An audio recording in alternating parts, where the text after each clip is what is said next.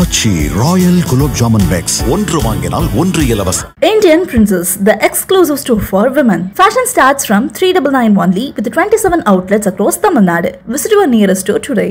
உங்கள் லெஜண்ட் சரவணாவில் தீபாவளி பரிசாக பவனுக்கு ரூபாய் 1200 தள்ளுபடி. இல்ல நீங்க இப்ப திருவள்ளூர் மேம்பாலம் வைங்க, யார் கேட்டுக்க போறாங்க கோயம்புத்தூர்ல இல்லைங்களா? பட் இது மொத்தமாகவும் திமுகவும் அதிமுகவும் தானே ஆட்சி செஞ்ச காலம். அதிமுகவோட திமுக தானே தமிழுக்கு அதிகமாக வந்து தன்னை உரிமை கோரிக்கொள்கிறது. திரு ராபர்ட் பயஸ் திரு பேரறிவாளன்னு திரு போட்டு வாசித்தவர் செல்வி ஜெயலலிதா. தொடர்ந்து அவருடைய நிலைப்பாடு ஈழத்தமிழுக்கு ஆதரவான நிலைப்பாடாக முழுவதுமாக மாறியது. திமுகவுடைய நிலைப்பாடு என்ன?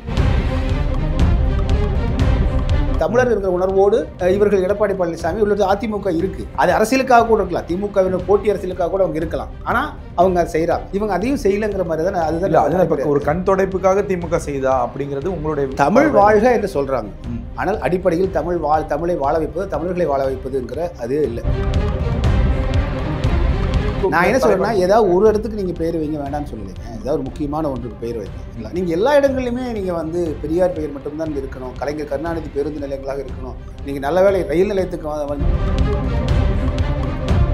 எம்ஜிஆர் வந்து நீங்கள் ஆட்சிக்கு வந்தார் அப்படின்னா மிக முக்கியமான பொறுப்புகள் எல்லாம் அமைச்சர் பொறுப்புகளை தமிழர்களுக்கு தான் கொடுப்பாங்க. திமுக நீங்க வந்து ஆட்சிக்கு வரும்போது பார்த்து மிக முக்கியமான பொறுப்புகள் எல்லாம் தெலுங்குகளுக்கு கொடுக்குறாங்க. அரசியலை தாண்டி ஒரு செயல் திட்டம், ஒரு நிகழ்ச்சி நிரல், அஜெண்டா, அது வந்து படிப்படியாக வைக்கப்படுகிறது. அதுதான் அதனுடைய ஒட்டுமொத்தமான. நீங்க சொல்றதை பார்த்தா இப்ப திமுகவுக்கு இரையாவதும் தமிழர்கள் தான் கூட இருந்து. ஆமா சார். வணக்கம் சார். வணக்கம் வணக்கம் வணக்கம் சார். ஒரு திட்டங்கள் வந்து தமிழக அரசு வந்து செயல்படுத்துது அப்படின்னா அந்த திட்டத்தில் பல்வேறு ஆண்டுகள் டைம் எடுத்து அந்த திட்டத்தை செயல்படுத்துவாங்க. ஆனால் ஒரு திட்டம் செயல்படுத்தி விளம்பரப்படுத்தி பிரம்மாண்டமான செய்திகள்லாம் திட்டம் செயல்படுத்துறதுக்கு முன்னாடியே பகிரப்பட்டுச்சு. ஆனால் அதில் அந்த செய்திகளில் பகிரப்பட்டதை விட விமர்சனங்கள் தான் அதிகமாக இருந்துச்சு. எதுக்கு சொல்கிறேன்னு உங்களுக்கு தெரியும். ஜிடி நாயுடு அவருடைய பேரில் வந்து கோவையில் வந்து ஒரு பெரிய மேம்பாலம், தமிழ்நாட்டிலே முதல் பெரிய மேம்பாலமாக திமுக அரசு அதை பண்ணியிருக்காங்க. இதை எப்படி பார்க்குறீங்க சார்? அவருடைய பேர் வைத்ததுக்கு பின்பு இருக்கக்கூடிய பிரச்சனைகளும் விமர்சனங்களையும் நீங்கள் எப்படி பார்க்குறீங்க? இல்லை, கோயம்புத்தூர் அப்படின்னா நீங்கள் வந்து அதற்காக ஜிடி நாயுடு மட்டும்தான் கோயம்புத்தூரினுடைய அடையாளமா அப்படிங்கிற கேள்வி முதல் கேள்வியாக வந்துடுது. அங்கே வந்து பார்த்தீங்கன்னா ஆர்எஸ்புரம் அப்படின்னு ஒரு இடம் இருக்குது. அது வந்து கொஞ்சம் வந்து வசதியான இடம். அது அந்த இடம் வந்து பார்த்தீங்கன்னா ரத்ன சபாபதி அவருடைய பேர். அது ரத்ன சபாபதி புரம். அவர் ஒரு தமிழர், சரிங்களா? அந்த இடத்த வந்து தானமாக கொடுத்தவர். அந்த அடுத்து வந்து பார்த்தீங்கன்னா ஆர்கே சண்முகம் செட்டியார்னு சொல்லிட்டு அவர் ஒரு தமிழர். இந்தியாவினுடைய சுதந்திர இந்தியாவின் முதல் நிதியமைச்சர். இப்போ நிர்மலா சீதாராமன் இருக்காங்களா, அந்த மாதிரி அன்னைக்கு நிதியமைச்சராக இருந்தவர் அவர். இப்படி அடையாளங்கள்லாம் கோயம்புத்தூருக்கு இருக்குது. அப்புறம் தமிழ்நாட்டினுடைய தமிழ் தலைவர்கள் எத்தனையோ பேர் இருக்காங்க. ஏன் காகிதம் இல்லத்தையா இருக்காங்க இல்லைங்களா? இப்போ தமிழ்நாட்டின் மிக நீண்ட பாலத்திற்கு இவர்களை போன்றவருடைய பெயரை வைக்கும்போது அது பொருத்தமாகவும் இருக்கும், அது நீண்ட வரலாற்றில் இடம்பெறும். அப்புறம் ரெண்டாவது வந்து நமக்கு இது அதுதான் சார். இப்போ இந்த ஜிடி நாயுடுக்கும் இந்த பாலத்துக்கும் என்ன மாதிரியான தொடர்புகள் இருக்கு? அவினாசி ஒரு பொதுவாக வைக்கப்பட்ட பெயராங்கிற ஒரு இந்த விமர்சனம் வந்துருச்சு. அவினாசி ரோட்டில் அவர் ஜிடி நாயுடுடைய அலுவலகம் இருக்கு, அவர் கண்காட்சியெல்லாம் இருக்குன்னு வச்சுக்கோங்களேன். தொடர்ந்து அங்கே வந்து அவர்கள் அந்த இடத்தை சேர்ந்தவர்கள் அப்படிங்கிறனால இதை தொடர்புபடுத்துறாங்க. இது முதல் கட்டம். இரண்டாவது கட்டம் என்னன்னா, இந்திய அளவில் வந்து சாதியை ஒழித்தவர் தான் திராவிடம் அப்படின்னு பரப்புரை செய்தது திராவிட இயக்கத்தில். சாதி ஒழித்த தமிழர்கள் தான் திராவிடர்கள் அப்படின்னு புது புது விளக்கமெல்லாம் சுபவீர பாண்டியன் போன்றவங்களாம் கொடுத்தாங்க. அப்போ பெயருக்கு பின்னால் சாதி பெயர் போடக்கூடாது அப்படிங்கிறத முதல்ல திராவிடர் கழகங்கள் செய்தது. குறிப்பாக ராமசாமி ஐயா அவர்கள் கூட தனது பெயரில் ராமசாமி நாயக்கர் என்று இருந்ததை மாற்றி ராமசாமி என்று பெயர் சொல்லிக் கொண்டார். அதற்கு பிறகு திமுக இன்று திமுக தான் ஆட்சியில் இருக்குது. ஈவே ராமசாமி பெரியார் அவர்களைத்தான் அவர்கள் தலைவராக முன்னேற்றியராக கொண்டுட்டு போகிறாங்க. அப்படி இருக்கும்போது இதற்காக ஜிடி நாயுடு என்கிற பெயரை வைக்கணும். ஆனால் இப்போ வாதம் என்ன சொல்கிறாங்கன்னா, அவர் அந்த பேரில் அடையாளம் காணப்பட்டு விட்டார், அதனால அவர் பெயரை அப்படி வைக்கிறோன்றாங்க. அப்படி பார்த்தா நீங்கள் தமிழ் இதே வந்து ஒரு தமிழ் தலைவர்கள் பேரை நான் சொல்லும்போது இப்போ சண்முகம் செட்டியார்னு சொன்னோம் அப்படின்னா, இல்லை ரத்ன சபாபதி முதலியார்னு சொன்னோம்னா, தமிழர்கள் சாதி வெறியர்கள் என்று விமர்சனம் செய்யக்கூடியவர்கள் இதே இந்த கருப்பு சட்டைக்கார தோழர்கள் தான். இப்போ இதே வந்து அதே கேள்வி தான் திருப்பி கேட்குறேன் நாங்கள். இப்போ எதுக்கு அந்த ஜிடிக்கு வந்து பேர் தாமோதரன் வச்சுக்கங்களேன், எடுத்துக்காட்டா ஜி தாமோதரன் மேம்பாலன் வைங்களா, தவறு கிடையாது. அது எதுக்கு ஜிடி நாயுடு என்கிற பெயர்? நீங்க தெருக்களில் வந்து சாதி பெயர் இருக்கக்கூடாதுன்னு அரசாணை போட்டது இந்த அரசு தானே. அப்ப இதுக்கு மட்டும் ஏன் அந்த பெயரை வைக்கிறீங்க அப்படிங்கும்போது நம்ம இது எல்லாமே கொஞ்சம் ரீவைண்ட் பண்ணி பார்க்க வேண்டியதா இருக்கு. ரீவைண்ட் பண்ணி பார்த்தீங்கன்னா திருப்பூர்ல வந்து திருப்பூர்னால குமரன் அப்படின்னு நமக்கு எல்லாத்துக்கும் தெரியும், உலகம். அந்த ஊர்ல அந்த ஒரு பேருந்து நிலையத்திற்கு கலைஞர் கருணாநிதி பேருந்து நிலையம், தமிழ்நாட்டுடைய எல்லா பேருந்து நிலையங்களுக்கும் கலைஞர் கருணாநிதி அவர்கள் பேருந்து நிலையம், தெருவுக்கு தெரு வந்து பார்த்தீங்கன்னா பெரியார் ராமசாமி ஐயா அவர்களுக்கு சிலை. அப்புறம் இப்போ அண்ணாவை கூட விட்டுட்டாங்க, அண்ணாவில் பின்னாடி போயிட்டாரு இல்லைங்களா. இப்படி ஒரு இருக்கும்போது என்னன்னா தமிழர் தலைவர்கள் என்று சொல்லக்கூடிய நூற்றுக்கணக்கான பேர் இருக்காங்க. அவர்கள் பெயர்கள் எல்லாம் வந்து சுத்தமாக வைக்கப்படுறதில்லை. அப்போ நீங்கள் வெளிநாட்டிலேருந்து ஒருத்தர் வராரு வச்சுக்கலாம், வந்து பார்க்கும் பொழுது இந்த ஒரு 10-50 ஆண்டுகள் கழித்து வந்து பார்க்குறாங்கன்னு வச்சுக்கலாம் புதிதாக வரக்கூடியவங்க. இப்போ தமிழ்நாட்டினோட வரலாற்றை பார்க்கும்போது அங்கே வரலாற்றில் வந்து ஈவே ராமசாமி பெரியார், ஜிடி நாயுடு, கலைஞர் கருணாநிதி இப்படி தான் இருக்கும். நீங்கள் வேலு நாச்சியார் தெரியாது, அவங்களுக்கு தெரியாமல் போயிடும். நான் கேட்குறேன், ராஜராஜ சோழன் எப்பேற்பட்ட அரசன் இல்லைங்களா? ஒரு சிலை சென்னையில் உண்டா இல்லைங்களா? ஒரு ராஜேந்திர சோழனுக்கு சிலை உண்டா? வேலு நாச்சியாருக்கு உண்டா? அதே போல் நீங்கள் கோயம்புத்தூர் எடுத்துக்கிட்டிங்கன்னா நீங்கள் வந்து அதே போல் நீங்கள் கொங்கு மண்டலத்தில் எடுத்திங்கன்னா தீரன் சின்னமலை, இவர்களை எல்லாம் கூட நீங்கள் வந்து ஜிடி நாயுடுக்கு எதற்கு முக்கியத்துவம் அப்படிங்கிற கேள்வி தான் இப்போ வருது. இது இவர்கள் அங்கே உள்ள கோயம்புத்தூரை பொறுத்த வரைக்கும் பெரும்பான்மையில் ஒரு கணிசமான அளவு வந்து நாயுடு சமூகத்தை சேர்ந்தவர்கள் இருக்காங்க. அப்போ அந்த வாக்கு வங்கிகளை குறிவைத்து திமுக செய்ததா என்கிற கேள்வியும் நமக்கு எழுது. பெயரில் நம்ம ஒன்றும் நம்ம விவாதங்கள் பண்ணல. நீங்கள் தானே காலங்காலமாக சொல்லிட்டு இருந்தீங்க சாதி பெயர் கூடாது, சாதி பெயர் போட்ட தமிழர்களை எல்லாம் நீங்கள் வந்து சாதி வெறியர்கள் அப்படின்னு சொல்கிறீங்க. இல்லை சார், இப்போ இது யதார்த்தமாக திமுக பண்ணுதா இல்லை திட்டமிட்டே? இப்போ நீங்கள் சொன்ன மாதிரி தமிழர்களுடைய வரலாறு பெரும் பங்கு, அது பெரிய அது ஒரு தனி டாப்பிக்காகவே நம்ம போகணும்.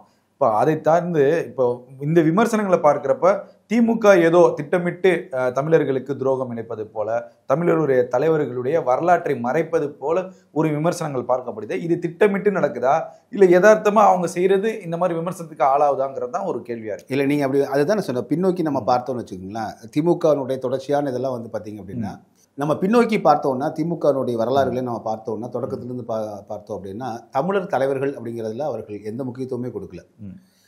இன்னைக்கு உலகத்துக்கே நீங்கள் வந்து பறைசாற்றக்கூடிய அறிவு மேன்மையில் இருக்கக்கூடிய எந்த தமிழர்களுக்கும் இவர்கள் வந்து ஒரு மகுடம் சூட்டவில்லை, முன்னாடி நிறுத்தலை. அறிஞர் அண்ணா வந்து உலகத்தமிழர் ஆட்சி மாநாடு நடந்த போது அந்த ஒரு நினைவாகத்தான் அந்த இந்த கடற்கரையோரம் இருக்கக்கூடிய சிலைகள் கூட திறக்கப்பட்டது இல்லைங்களா? அதுக்கு இல்லாட்டி அந்த இதுவும் தெரிஞ்சிருக்காது. அப்போ இவர்கள் தொடக்கத்திலிருந்தே அண்ணாவிற்கு பிறகு நீங்க வந்து இப்ப என்ன சொல்லுவாங்கன்னா, நாங்களே தமிழ் வாழ்க என்று சொல்றோமே அப்படிம்பாங்க. தமிழ் வாழ்க என்று சொன்னால் மட்டும் தமிழ் வாழாது. பள்ளிக்கூடங்களில் எங்க தமிழ் இருக்கா இன்னைக்கு? இன்றும் வந்து பார்த்தீங்கன்னா சென்னை தமிழ்நாட்டில் எல்லா இடங்கள்லையுமே தமிழில் பெயர் பலகை கிடையாது. காஞ்சிபுரத்தில் வந்து தமிழில் பெயர் பலகை எழுத வேண்டும் அப்படின்னு சொன்ன 3 பேரை கைது செஞ்சு பொது சொத்துக்கு சேதம் விளைவித்தார்கள். 35 நாள் சிறையில் அடைச்சாங்க இதே திமுக சில ஓராண்டுக்கு முன்பாக.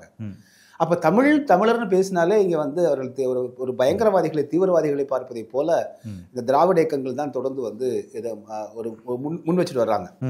அப்படி இருக்கும்போது இவங்க வந்து எந்த விதமான தமிழுக்கும் ஈழத்துக்கு தமிழ் எடுத்துக்கலாமே. 35 கிலோமீட்டர் ராமேஸ்வரத்திலிருந்து அங்க மரண ஓலம் நமக்கு எல்லாத்துக்கும் கேட்டது இல்லைங்களா? அதற்கு இதுவரையிலும் எந்த நடவடிக்கைகளும் திமுக எடுத்திருக்கிறது? உடனே நாங்க வந்து ராஜீவ்காந்தி படுகொலை எப்போ நாங்க பாதிக்கப்பட்டோம் அப்படிம்பாங்க. அது பாதிக்கப்படலன்னு நம்ம யாருமே சொல்லல. அதோடு 2009 முடிந்து போய்விட்டதா? காணாமல் அடிக்கப்பட்ட 1,46,000 பேர் அம்னஸ்டி இன்டர்நேஷனல் சொல்றாங்க. 1,46,000 பேர் காணல, இது வரைக்கும் காணவே இல்லை. இறுதி முள்ளிவாய்க்காலப்போ 1,00,000 பேர் வந்து கொத்தாக கொல்லப்பட்டாங்க இல்லைங்களா? அதற்கு நம்ம ஒரு சின்ன உண்ணாவிரதத்தோடு அன்னைக்கு முடிச்சுட்டு போயிட்டோம். ஜல்லிக்கட்டுக்கு ஏற்பட்ட ஒரு எழுச்சி மாதிரி அன்னைக்கு 2009 மே மாதம் எழுந்திருந்தால் தமிழ்நாட்டில் ஒரு உயிர் அங்கே போயிருக்குமா இல்லைங்களா? அப்போ நம்ம இவ்வளவு நீங்கள் வந்து தமிழர்களை வந்து கொத்தாக கொன்ற போதெல்லாம் நம்ம பார்த்து விட்டு நாங்கள் என்ன செய்ய முடியும், பக்கத்து நாட்டில் போய் தலையிட முடியுமா என்று கேட்டுவிட்டு அப்பொழுது ஆளும் காங்கிரஸோடு உறவில் இருந்து கொண்டு இப்படிப்பட்ட ஒரு இது செயலை செஞ்சாங்க. கச்சத்தீவு என்பது எப்படி இந்தியாவுக்கு தமிழர் பகுதியில் கச்சத்தீவு இருக்குது, அதே போல இலங்கையிலும் தமிழர் பகுதியில் தான் கச்சத்தீவு இருக்கு. தமிழர் வாழக்கூடிய மாவட்டத்துக்கு பக்கத்துல தான் இருக்கு கச்சத்தீவு. அப்ப இரண்டுமே தமிழர்கள் தொடர்புடையது. இது சிங்களத்துக்கும் தமிழுக்குமே சம்மந்தமே இல்லை. அங்குள்ள தமிழர்கள் எல்லாம் மீனவர்கள் தமிழர்கள், இங்கு உள்ள மீனவர்களும் தமிழர்கள் தான். இப்போ இவங்களுக்கு 2 பேருக்கு ஒரு பிரச்சனையாக அந்த கச்சத்தீவு இருந்தபோது கச்சத்தீவு தாரை வார்த்தது யாரு, இது யாருன்னு வெளியுறவு அமைச்சர் ஜெய்சங்கர் தெளிவாகவே சான்றுகளோடு சொல்லிட்டார். ஆக இத்தனை நீங்க தமிழுக்கும் தமிழருக்கும் செய்ய வேண்டிய இவ்வளவு ஆகச்சிறந்த மிக முக்கியமான அடிப்படை பணிகள் இருக்கு.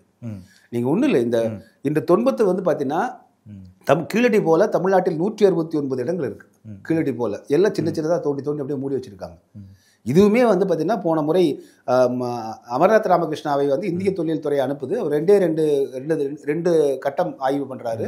அதற்கு பிறகு அவர் மாறுதலாகி போகிறார். 3வது ஆள் வராரு, ஸ்ரீராமன் வராரு. அவர் உண்மையில் நின்று போயிடுறாரு. அதோட கைவிட்டுருச்சு இந்திய தொல்லியல் துறை. அதற்கு பிறகு எடப்பாடி பழனிசாமி அவருடைய ஆட்சியில் தான் வந்து அதை எடுத்தாங்க. தமிழ்நாடு தொல்லியல் துறை எடுத்து 3, 4, 5, 6 கட்டங்கள் வந்து நடத்தி அந்த 4வது கட்டத்தில் தான் இன்று அதனுடைய தொன்மம் தெரிஞ்சது. கிமு 580 என்று எடுத்தாங்க. அப்போ இது அதிமுக அரசு அதை செஞ்சது. அதற்கு பிறகு இப்ப திமுக அரசு செய்து இப்ப அது மட்டுமே அங்க இடம் இல்லைன்னு சொல்றோம் நம்ம.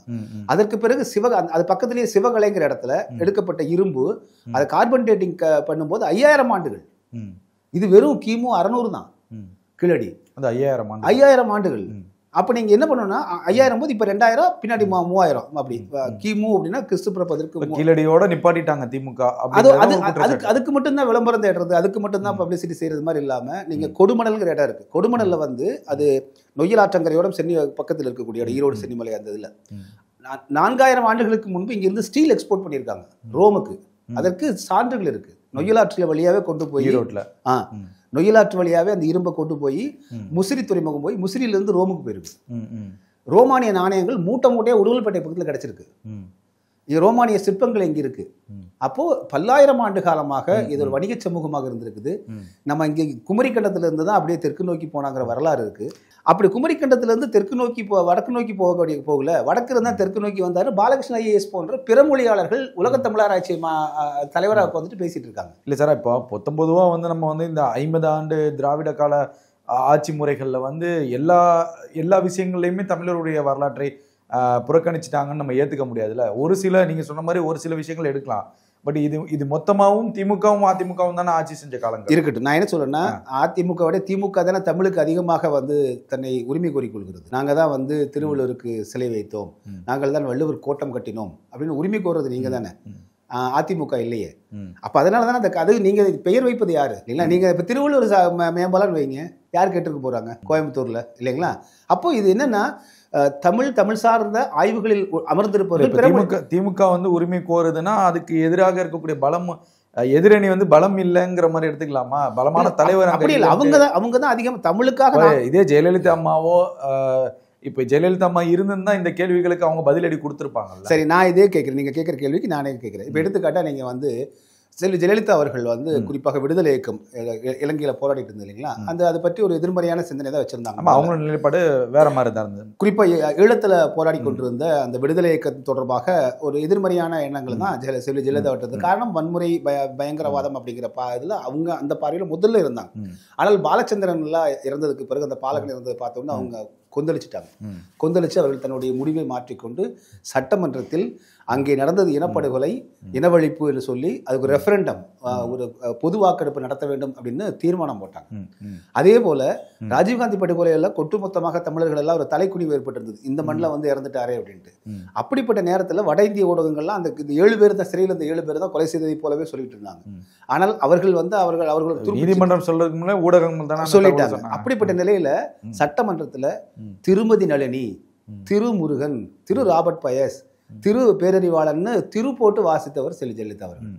தொடர்ந்து அவருடைய நிலைப்பாடு ஈழத்தமிழருக்கு ஆதரவான நிலைப்பாடாக முழுவதுமாக மாறியது. திமுகவுடைய நிலைப்பாடு என்ன? இதுவரை எத்தனை சட்டமன்ற தீர்மானங்கள் போட்டிருக்காங்க? இப்ப இந்த மாதிரி சிச்சுவேஷன்ல ஜெயலலிதா இருந்திருந்தார் இதற்கு எதிராக பதிலடிங்கிறது வந்து வேகமா வந்திருக்கும்ல, எதிர்பார்க்கறத விட வேகமாக வந்திருக்கும்னு நான் சொல்ல வரேன். இல்ல இந்த இடத்த நீங்க விட்டுருக்க மாட்டாங்கல்ல. இப்ப திமுக உரிமை கோருது அப்படின்னா அதுக்கு அதிமுக தான் முதன்மை காரணமும் விளக்கம் கொடுத்திருப்பாங்க ஜெயலலிதாங்கிறது. இந்த திட்டமே வந்து எடப்பாடி பழனிசாமி சொல்லியிருக்காரு நினைக்கிறேன். எங்களோட திட்டங்களுக்கெல்லாம் அவங்க ஸ்டிக்கர் ஒட்டிக்கிறாங்க அப்படின்னு சொல்லியிருக்காரு அவர். இது இந்த 2 ஆட்சியுமே எப்பவுமே அப்படிதான். எடுத்துக்காட்டு திருவள்ளுவர் சிலை கன்னியாகுமரி. அதுதான் இப்ப 19 வந்து ஒரு கட்சியையோ இல்ல ஒரு அரசாங்கத்தையும் நம்ம குறை சொல்ல முடியாது. ஏன்னா குறை சொல்ல இரண்டு திராவிட கட்சிகளும் தானே ஆட்சி செஞ்சு. நிச்சயமா அதுல நம்ம 2 பேர்த்தையும் நம்ம சமமாவே பார்க்கிறோம். நம்ம வந்து யாரையும் அதிகமாக வந்து திமுக வந்து முன்னெடுக்கிறங்கிறத நம்ம சொல்றோம். இப்போ நீங்க இந்த எடுத்துக்காட்ட நீங்க அந்த தைப்பூசத்துக்கு வந்து இத்தனை ஆண்டு காலம் தமிழருடைய ஒரு மிக முக்கியமான ஒரு நிகழ்வு. திமுக 6 முறை ஆட்சியில் இருந்தாலும் எத்தனை முறை வந்து தைப்பூசத்துக்கு விடுமுறை விட்டது, உகாதிக்கு இங்கே விடுமுறை விடுது இல்லைங்களா? அப்போ அதை ஒரு அதிமுகவை சேர்ந்த எடப்பாடி பழனிசாமி தானே விட்டார் இல்லைங்களா? அப்போ நமக்கு இந்த உணர்வுகள் வேறுபாடு தெரியுதா? தமிழர் இருக்கிற உணர்வோடு இவர்கள் எடப்பாடி பழனிசாமி உள்ள அதிமுக இருக்கு. அது அரசியலுக்காக கூட இருக்கலாம், திமுகவினர் போட்டி அரசியலுக்காக கூட அவங்க இருக்கலாம். ஆனா அவங்க அதை செய்யறாங்க. இவங்க அதையும் செய்யலங்கிற மாதிரி தான். அதுதான் ஒரு கண் தொடைப்புக்காக திமுக செய்தா அப்படிங்கிறது உங்களுடைய தமிழ் வாழ்க என்று சொல்றாங்க. ஆனால் அடிப்படையில் தமிழை வாழ வைப்பது, தமிழர்களை வாழ வைப்பதுங்கிற அதே இல்லை. நீங்க இதை எடுத்துக்காட்டு அப்படின்னா உலக தமிழ் ஆராய்ச்சி நிறுவனத்துக்கு ஒரு தமிழரை தலைவராக போடுவீங்களா, ஒரு பிறமொழியாளர் கூட தலைவராக போடுவீங்களா? இல்லைங்களா? இன்னைக்கு வந்து இந்த கீழடியில் கூட சொல்றேன், 3, 4, 5, 6வது கட்ட ஆய்வுகள் செய்தவர்கள் தமிழ்நாட்டை சேர்ந்த தொல்லியல் துறை ஆய்வாளர்கள். அவங்க தான் அதை வந்து 580 கொண்டு சிவகலை அந்த 5000 ஆண்டுகள் வந்து தமிழ்நாட்டை சேர்ந்த தொல்லியல் ஆய்வறிஞர்கள் தான் கொண்டு வந்தாங்க. இல்லைங்களா? அப்போ நீங்கள் அந்த இடத்துல பிறமொழியாளரை வந்து போட்டிங்கன்னா எப்படி இருக்கும்? ஸோ அப்போ அவங்க என்ன பண்ணுறாங்க, அவங்க அது பப்ளிசிட்டி தான் தேடிக்கிறாங்களே தவிர. இப்போ அமர்நாத் ராமகிருஷ்ணன் ஐயா இருக்கார், அவர் வந்து பார்த்தீங்கன்னா ஒட்டுமொத்தமாக கீழடிக்கு தான் மட்டும்தான் முதல்ல ஆய்வு செஞ்சார், அவ்வளோதான். ஆனால் அவரும் இந்த சு வெங்கடேஷ் எல்லாம் சேர்ந்த ஒரு எவ்வளோ பெரிய அரசியல் அதை பண்ணாங்க. நீங்கள் தமிழரோட உண்மையான நீங்கள் தொன்மத்தை வெளியில் கொண்டு வரதை விட்டுட்டு உங்களை பப்ளிசிட்டி தேடிக்கிட்டீங்க இல்லையா? இதுதான் எல்லா இடத்துலையும் இந்த பிறமொழியாளர்கள் என்பவர்கள் அமர்ந்து கொண்டு மிக முக்கியமான இடங்களில் அமர்ந்து கொண்டு இந்த வேலைகளை செய்கிறாங்க. இன்னொரு புறம் தமிழர் அல்லாத தலைவர்களுக்கெல்லாம் பெயர்களை வைத்து தமிழர் தலைவர் பெயர்களை எல்லாம் சுத்தமாக இருட்டடிப்பு பண்றாங்க அப்படிங்கிறது நடைமுறையில் இருக்கு. இது அவங்க மறுக்க முடியுமா? இதுதான் கேள்வி. இப்போ அதே போல சார், இப்போ சமீபத்தில் வந்து ஒரு உத்தரவு வந்திருக்கு, தெருக்களில் வந்து சாலைகள், தெருக்கள், இந்த குன்றிய இந்த பகுதிகளெல்லாம் வந்து ஜாதி பெயர்கள் அடையாளங்கள், ஜாதியுடைய பெயர்கள் இருக்கக்கூடிய இந்த சாலைகள்லாம் நீக்கப்படணும்னு சொல்லி ஒரு லிஸ்ட் கொடுத்துருக்காங்க. இப்போ அந்த பெயர்களுக்கு பதிலாக மாற்று எந்த பெயர்கள் வைக்கலாம், குளங்கள், ஏரிக்கு எந்த மாதிரி பெயர்கள் வைக்கலாம், தெருக்கள், சாலைகளுக்கு எந்த மாதிரி பெயர்கள்லாம் வைக்கலான்னு சொல்லி ஒரு சில விஷயங்கள்லாம் வந்து அரசு வெளியிட்டிருக்காங்க. இந்த வெளியீடை நீங்கள் எப்படி பார்க்குறீங்க? இதில் எனக்கும் ஒரு சின்ன சந்தேகம் இருக்குது. இதில் வந்து நான் அந்த லிஸ்ட்டை நான் உங்கள்ட்ட படிச்சே காமிச்சிட்டா கொஞ்சம் நல்லா இருக்கும்னு தோணுது. இப்போ அதே போல் இப்போ அந்த லிஸ்ட்டில் வந்து நான் இப்போ ஏரி குளங்களுக்கு வந்து ரோஜா, மல்லி, செம்பருத்தி, சூரியகாந்தி, சாமந்தி, தாளம்பூ, கந்தன், கனகாம்பரம், மகிழம்பூ, கொன்றை, முல்லை, செண்பகம் இது மாதிரி தமிழ் பெயர்களை வைக்கலாம் அப்படின்னு சொல்லி குறிப்பிட்டிருக்காங்க. தெருக்கள் மற்றும் சாலைகளுக்கு வந்து திருவள்ளுவர், ஔவையார், கபிலர், நக்கீரர், கம்பர், அகத்தியர், வீரமாமுனிவர், பாரதியார், பாரதிதாசன், மகாத்மா காந்தி, தந்தை பெரியார், பேரறிஞர் அண்ணா, காமராசர், கலைஞர்னு ஒரு பேரை குறிப்பிட்டிருக்காங்க. இந்த லிஸ்ட்டுகள்லாம் வைக்கலாம்ங்கிற மாதிரி. இப்போ இதில் முன்னாள் முதலமைச்சர்கள் எம்ஜிஆருடைய பெயர் இல்லை, ஜெயலலிதாவுடைய பெயர் இல்லை, அதே போல் இன்னும் தமிழுடைய வஉசி அவருடைய பேர் இல்லை, வேலுநாச்சியாருடைய பேர் இல்லை, காயிதே மில்லத்துடைய பேர் இல்லை, இந்த மாதிரி விஷயங்கள்லாம் முன்னெடுத்திருக்காங்க. இதை எப்படி சார் நீங்கள் பார்க்குறீங்க? இது முரண், எவ்வளோ ஒரு தன்முரண் பாருங்க. இவங்களே முதல்ல வந்து இவங்கள் பெயர்கள் தான் வைக்கலாம் அப்படின்னு சொல்றதே முதல்ல தவறு. நீங்கள் அந்தந்த ஒவ்வொரு ஊருக்கும் ஒரு வரலாறு இருக்கு. ஒவ்வொரு ஊருக்கும் அந்த ஊருக்காக தியாகம் செய்தவர்கள் இருக்காங்க. அதாவது குலதெய்வமாவே நம்ம வணங்கிட்டு இருக்கோம் அவங்க எல்லாம். அப்படிப்பட்டவர்கள் அந்த பெயர்களை எல்லாம் விட்டுவிட்டு நீங்கள் ஒரு குறிப்பிட்ட இந்த பட்டியலுக்குள் வந்து ஒட்டுமொத்த தமிழ்நாட்டை அடக்கிறதுங்கிறதே வந்து அது முழுக்க முழுக்க தமிழர் விரோதமாக தான் நம்ம பார்க்கிறோம். நம்ம இப்போ ஏன்னா இப்போ இந்த பாரதியாருங்கிற பேர் எந்த தெருக்கு சூட் ஆகும், அவருடைய வரலாறு எங்க இருக்கு, அந்த மாதிரி முறைகளை வைத்திருக்கலாம். அதுங்கிறது ஒரு பேஸ். முதல்ல வந்து அடிப்படையில் ஒரு மேல இருந்து கீழே வரலாம். பெரிய மிக நீண்ட மேம்பாலம், இதுக்கு யார் பெயர் முதல்ல வைக்கணும்? தமிழ்நாட்டினுடைய இருக்கிறதுலேயே தமிழ்நாட்டுக்கு வரலாறு பதிவு உள்ளது. தமிழ்நாட்டுக்கு அதிகம் ஒன்றும் இல்லைங்க. ஒரு பிரிட்டிஷ்கார இங்கே வர்றது ஈஸ்ட் இந்தியா கம்பெனி தான் வந்தான், உங்களுக்கு தெரியும். அது ஈஸ்ட் இந்தியா கம்பெனிங்கிறது ஒரு வணிக நிறுவனம். வணிக நிறுவனமா அது துப்பாக்கியோடு இங்கே வந்து இங்கே நாட்டை பிடிச்சி 250 ஆண்டு காலம் அவன் ஆட்சி புரிஞ்சான். அந்த நேரத்தை அவனுடைய வணிகத்தை எதிர்த்து கப்பலை ஓட்டியவர் வ.உ. சிதம்பரனார். இது எவ்வளவு பெரிய ஒரு வரலாற்று நிகழ்வு. ஒட்டுமொத்தமா அவன் வந்து பிரிட்டிஷ் பீரியட்ல வந்து எவனையும் மூச்சை விட வைக்க மாட்டான், இம்முன சிறைவாசம்ங்கிற மாதிரி இருந்தது. அதை எதிர்த்து நின்று வணிகம் செய்தவர் இல்லைங்களா? அது வணிகம் செய்த ஒரே காரணத்துக்காக வாழ்நாள் முழுவதும் செக்கை இழுத்துக்கொண்டு கடைசியில வந்து அவங்களோட குடும்பத்தினர் மண்ணெண்ணெய் வித்தாங்க. மண்ணெண்ணெய் வந்து வண்டியில விற்று அவர்கள் சோறு தின்னாங்க. ஏன் அவங்க பேரையே வைக்கல? இது இந்த வரலாறு இப்போ நம்ம சொல்றதுனால தான் தெரியும். ஓ, வ.உ. சிதம்பரனார் இப்படி பண்ணாரான்னு தெரியும். அப்படி அந்த பெயர் இருந்தால் தானே வ.உ.சி யாருங்கிற கேள்வி அடுத்த தலைமுறைக்கு வரும். நான் ஜிடி நாயுடு பெயரை வைக்க வேண்டாம்னு சொல்லலைங்க, தாராளமாக வச்சுக்கோங்க. அங்குள்ள ஏதாவது ஒரு பூங்காவுக்கு வைங்க, இல்லை சின்ன ஒரு சாலைக்கு வைங்க. இவ்வளவு பெரிய இதுக்கு வந்து நீங்க அது ஒரு கேள்விதான். அதுதான் விமர்சனமா வைக்கிறாங்க. இப்போ தமிழ்நாட்டுடைய முதல் பெரிய மேம்பாலம்ங்கிற ஒரு அந்தஸ்தை பெறுது. அந்த அந்தஸ்து பெறுறப்ப நீங்க ஒரு வரலாற்று மிக்க ஒரு தலைவருடைய பேர் வைத்தீங்கன்னா வருங்கால சங்கதிகள் அந்த வரலாற்றை தெரிந்துக்குவாங்க. அதுதான் ஒரு முக்கியமான பாயிண்ட். இப்போ அப்படி இருக்கிறப்ப அதுதான் விமர்சனத்துக்குள்ள ஆயிருக்குங்கிறது. இப்போ ஒண்ணுமே இல்லைங்க, இதுல வந்து தெள்ள தெளிவாக பட்டவர்த்தனமாவே தெரியுது. ஒன்றும் இல்லைங்க, தெள்ள தெளிவாக பட்டவர்த்தனமாவே நமக்கு தெரியுது. பெரியார் திரைப்படம் எடுத்தாங்கல்ல, சத்யராஜ் நடிச்சது, குஷ்பு நடித்தது. இங்கே வந்து பெரியார்னு போட்டாங்க. ஆந்திரா தெலுங்கானாலாம் சூரட்டிகள் வந்து பார்த்தீங்கன்னா ராமசாமி நாய்க்கர்னு போட்டாங்க, புரிஞ்சுங்களா? இப்போ நீங்கள் ஜிடி நாயுடுன்னு இப்போ வைக்கிறாங்க. கு ராமகிருஷ்ணன் கோயம்புத்தூர் இருக்கிற தோழர் கருஞ்சட்டை தோழர். அவர் தன்னுடைய பதிவில் போடுறாரு, இந்த பாலத்திற்கு ஜிடி நாயுடு பெயர் சூட்டியதை மகிழ்கிறேன்னு போடுறாரு. பெரியாரியர்கள் அவங்களே வந்து நீங்க சாதி பெயரே இருக்கக்கூடாதுன்னு சொல்றீங்க. அவங்க என்ன நிலைப்பாட்டில் இருக்காங்கிறது ஒரு. அப்ப என்னன்னா, பிறமொழியான நாயுடுவோ ரெட்டியோ இருந்தால் அது வந்து சாதி அல்லது சமூக நீதி. தமிழர்களை நீ பிள்ளையோ முதலியாரோ செட்டியாரோ போட்டீங்கன்னா நீ சாதி வெறியர்கள். இதுதான் கருஞ்சட்டை தோழர்களுடைய பார்வையா இருக்குன்னு சொல்றோம். நீங்க குளித்தலை டு முசிறி அந்த பகுதி உங்களுக்கு தெரியும், ஒரு பெரிய அகண்ட காவிரி, அதை இணைக்கிறது வந்து ஒரே ஒரு பாலம், கிட்டத்தட்ட ஒரு 3 கிலோமீட்டர் இல்லை 2க்கு. அது வந்து முதல் பாலம், காவிரி ஆற்றின் முதல் பாலம்ங்கிற அங்கீகாரம் பெற்றுச்சு. அது பள்ளி பாடக புத்தகங்கள்லாம் அந்த பாலத்தை குறிப்பிட்டிருப்பாங்க. ஆனா அது கலைஞரால் கட்டப்பட்டது. ஆனா அதுக்கு கலைஞர் தந்தை பெரியார் பாலம்னு ஒரு வரலாற்று சிறப்பு மிக்க ஒரு அந்தஸ்தை கொடுக்குறாரு. அந்த சமூக நீதி பேசக்கூடிய ஒரு பெரியாருக்கு அந்த பாலத்தை நம்ம வைக்கணும். அது இப்போ வரைக்குமே அந்த பாலம் அந்த பேர்ல தான் இயங்குது. அது இன்னும் பல தலைமுறைகள் பெரியார் பாலம் பெரியார் பாலம்ங்கிற அந்த வரலாறு தொடருது. பெரியாருங்கிற வார்த்தையை பிரதிபலிக்குது. அப்போ கலைஞர் வந்து அந்த டைம்ல தமிழர்களுக்காகவும் சமூக நீதிக்காகவும் அந்த பெயரை சூட்டினாரா, இல்லை கலைஞர் செய்ததை ஸ்டாலின் செய்ய தவறுகிறாராங்கிற இன்னொரு கேள்வியும் வருதுல்ல. நீங்கள் நல்லா கவனித்து பார்த்தீங்கன்னா, அண்ணாவுக்கு பிறகு அதிகமாக திராவிடத்தை முன்மொழிந்தவர், அதை வந்து திராவிடம் என்று சொல்லக்கூடிய இந்த பிறமொழியாளர்களுடைய அந்த ஆட்சி அதிகாரத்தை பரவலை வந்து வலுவாக்கியவர் கலைஞர் கருணாநிதி ஐயா அவர்கள். திருவள்ளுவரை வந்து ராமசாமியாக பிடிக்காது, ஆனால் இவர் திருவள்ளுவருக்கு சிலை வைக்கிறார். ஏன்னா திருவள்ளுவருக்கு வந்து சிலை வைப்பது என்பது தமிழர்களுக்கு பிடித்தமான ஒன்று அப்படிங்கிறனால. அது உண்மையை சொல்ல போனால் திருவள்ளுவர் சிலைக்கு அடிக்கல் நாட்டியது எம்ஜிஆர் அவர்கள், சரிங்களா. அதற்கு பிறகு கட்டி முடித்தது இவர் கலைஞர் அவர்கள். அப்போ அந்த ஒரு பிரச்சனை கூட நடந்துச்சு. திறப்பு விழாவோ பார்த்தீங்கன்னா அந்த அடிக்கல் நாட்டி எம்ஜிஆர் அடிக்கல் அங்கே வைக்காமல் விட்டுட்டாங்க.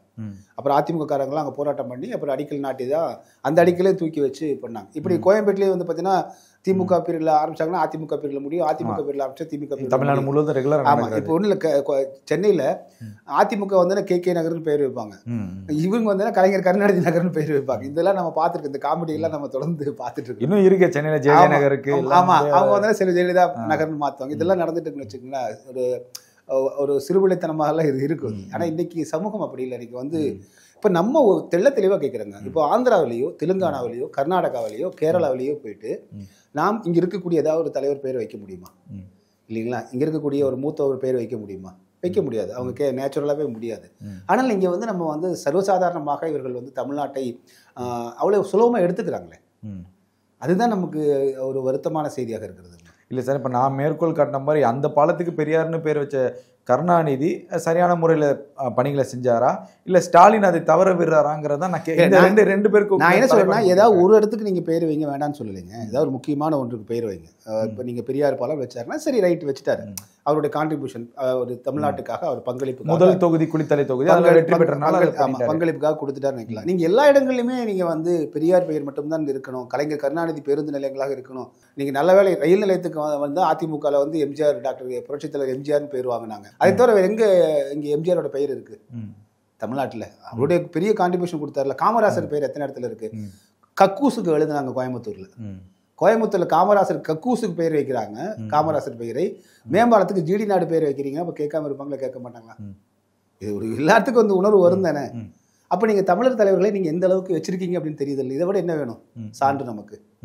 அப்போ இது வந்து இவர்கள் அதான் இருவருமே சமமாக தான் இருக்காங்க பார்க்கப்படுறீங்களா? உங்களுடைய பார்வை அப்படி? நான் சொல்றது என்னன்னா, நீங்கள் திருவள்ளுவருக்கு சிலை வைத்த வள்ளுவர் கோட்டம் கட்டிய திமுக தாங்க நீங்கள் தமிழர்களுக்கு அதிகமாக முக்கியத்துவம் தரணும். நீங்களே தரலன்னா அப்போ எப்படி வந்து நீங்கள் மற்ற கட்சி நம்ம எதிர்பார்க்க முடியும்? இல்லை, நான் இந்த தலைமை பண்புங்கிறது ஸ்டாலினுக்கும் கலைஞர்களுக்கும் ஈக்குவலாக தான் இருக்கா இந்த விஷயத்தில்? நீங்கள் சொல்கிற மாதிரி இது தலைமை பார்வையில் நான் கேட்குறேன். இது தலைமை பண்பு இல்லை, இது ஒரு செயல் திட்டம், அஜெண்டா. நீங்கள் தொடக்கத்து 1900 வருது.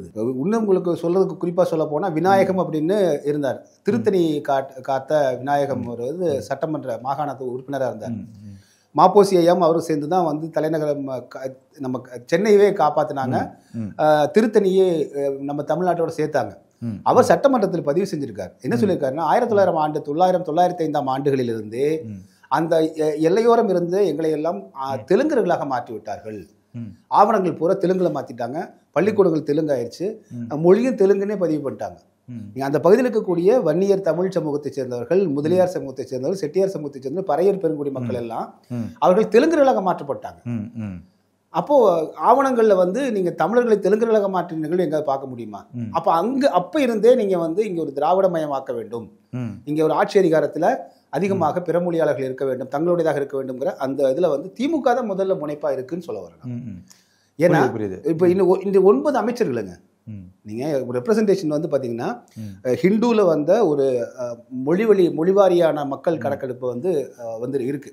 ஹிந்துல போட்டீங்கன்னா வந்துடும், லாங்குவேஜ் லிஸ்ட் அப்படின்னு போட்டீங்கன்னா வந்துடும். அதுல இவங்க மொத்தமே வந்து தனி தெலுங்கு பேசக்கூடியவர்கள் 9.5 லட்சம் பேர் தான் இருக்காங்க. சரிங்களா? அப்ப எல்லாம் 2-3 மொழி கலந்து பேசக்கூடிய அப்படின்னா ஒரு 40-50 லட்சம் பேர் இருக்காங்க. அவ்வளவுதான். 7 கோடி பேர் மக்கள் தொகை. இதுல நீங்க வந்து இவ்வளவு 40-50 லட்சம் பேர் தான் இருக்கு. அப்ப உங்களுக்கு எவ்வளவு ரெப்ரசன்டேஷன்? 1 கோடி போனாலும் 6 கோடி தமிழர்கள் இருக்காங்க. அது தனித்த தமிழ் பேசக்கூடியவங்க 5 கோடி பேர் இருக்காங்க. 2-3 மொழி கலந்து பேசக்கூடியவங்க 6.25 கோடி பேர் இருக்காங்க. அப்ப தெலுங்கு, சௌராஷ்டிரி உள்ளிட்டவங்க அதெல்லாம் ஒரு 1 கோடி பேர் வந்துருவாங்க. அப்போ இவங்களுக்கான ரெப்ரசன்டேஷன் எவ்வளவு இருக்கு? 9 அமைச்சர்கள் இருக்காங்க, 32 அமைச்சர்கள் இல்ல. எம்எல்ஏக்கள் வந்து பாத்தீங்கன்னா 50-60 எம்எல்ஏக்கள் போறாங்க. அப்ப மற்ற அமைச்சர்கள் எல்லாம் பிறமொழியாளர்கள் இருக்காங்க. இந்த 9 அமைச்சர்களுமே பிறமொழியாளர்கள் தான். அவங்களுக்கு வந்து நீங்க இவ்வளவு இத்தனை மக்கள் இருந்தாங்கன்னா, இவ்வளவு இஸ்லாமிய இருக்காங்கன்னா ஒரு எம்பி கொடுங்க, இல்ல ஒரு எம்எல்ஏ கொடுங்க, ஒரு அமைச்சர் கொடுங்க. இவ்வளவு பிறமொழியாளர் இருக்காங்களா, அவங்களுக்கு ஏற்ற மாதிரி எம்பிக்கள் கொடுங்க, அமைச்சர் பொறுப்பு கொடுங்கன்னு சொல்றோம். இப்ப அதுவே அப்ப பாத்தீங்கன்னா எல்லா தளங்கள்லயுமே நீங்கள் தமிழர்களுடைய முக்கியத்துவம் 2ஆம் கட்டமாக ஆக்கப்படுகிறது அப்படின்னு தான் நம்ம பார்க்கிறோம். அது திமுக அதிகமா செய்தது. அதுதான் சார். இப்ப அதே போல இன்னொன்னு கூட நீங்க வந்து பாத்தீங்கன்னா எம்ஜிஆர் வந்து நீங்கள் ஆட்சிக்கு வந்தார் அப்படின்னா மிக முக்கியமான பொறுப்புகள் எல்லாம் அமைச்சர் பொறுப்புகளை தமிழர்களுக்கு தான் கொடுப்பார். திமுக நீங்க வந்து ஆட்சிக்கு வரும்போது பார்த்தீங்கன்னா மிக முக்கியமான பொறுப்புகள் எல்லாம் தெலுங்கர்களுக்கு கொடுக்குறாங்க. அப்ப நீங்க சொல்ற மாதிரி இருந்தா இந்த தெருக்களுடைய பெயர்கள் வைப்பதுல கருணாநிதியுடைய பேருக்கு எம்ஜிஆருடைய பெயர் இல்ல, இன்னும் முன்னணி தலைவர்களுடைய பேர் இல்ல.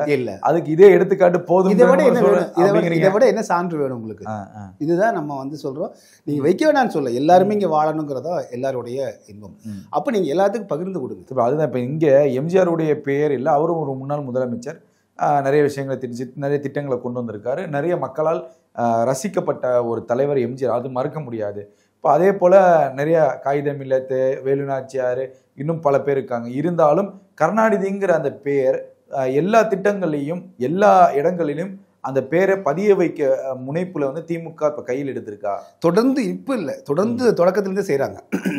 தொடக்கத்திலிருந்தே அதுதான். அது என்ன அஜெண்டாக்காக செய்யறாங்கன்னு நீங்க நினைக்கிறீங்க? ஒண்ணுமே இல்லை. நீங்க வந்து வரலாற்றை இன்றைய செய்தி நாளைய வரலாறுன்னு சொல்றாங்க இல்லைங்களா?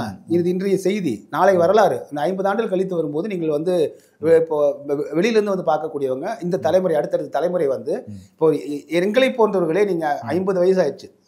இது இந்த பின்னாடி எல்லாம் கண்டுபிடிக்கிறதுக்கு எங்களுக்கு ஒரு 35 ஆண்டு காலம் வந்து முழுவதுமாக ஆய்வு செய்து பார்த்த போது தான் அதுக்கு 2009க்கு பிறகுதான் நமக்கு இவ்வளவு நடந்திருக்குன்னு தெரிஞ்சிருக்கு.